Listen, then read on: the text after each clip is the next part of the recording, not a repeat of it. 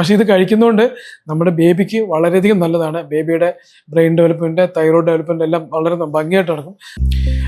Hello, ഇപ്പോഴത്തെ ഒരു സിനാറിയയിൽ ഈ thyroid hormone disorders of pregnancy വളരെ കോമൺ ആയിട്ടാണ് വരുന്നത്. മിക്കവാറും നമ്മുടെ ഗ്രൂപ്പിൽ വരുന്ന എല്ലാ പേഷ്യൻസിനും തൈറോയ്ഡ് ഡിസീസ് ഉണ്ട്. അത് മിക്കവാറും ഹൈപ്പോ തൈറോയിഡിസമാണ്. അതായത് തൈറോയ്ഡ് ഹോർമോണിൻ്റെ അളവ് കുറയിരിക്കുന്ന അവസ്ഥയാണ് ഹൈപ്പോ തൈറോയിഡിസം.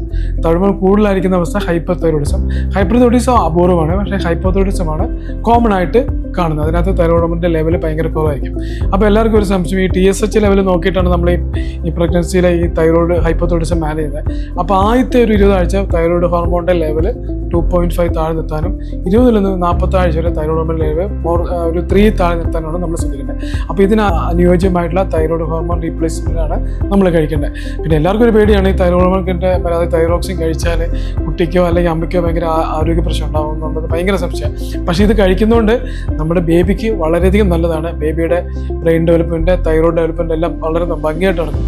അപ്പോൾ പ്രഗ്നൻസിയിൽ ഒരു ഡോക്ടർ നിങ്ങൾക്ക് തൈറോയ്ഡ് ഹോർമോൺ റീപ്ലേസ്മെൻറ്റ് തരുവാണെങ്കിൽ നിങ്ങളത് കഴിക്കാതിരിക്കും, ഉറപ്പായിട്ട് ആ മരുന്ന് കഴിച്ചിരിക്കണം.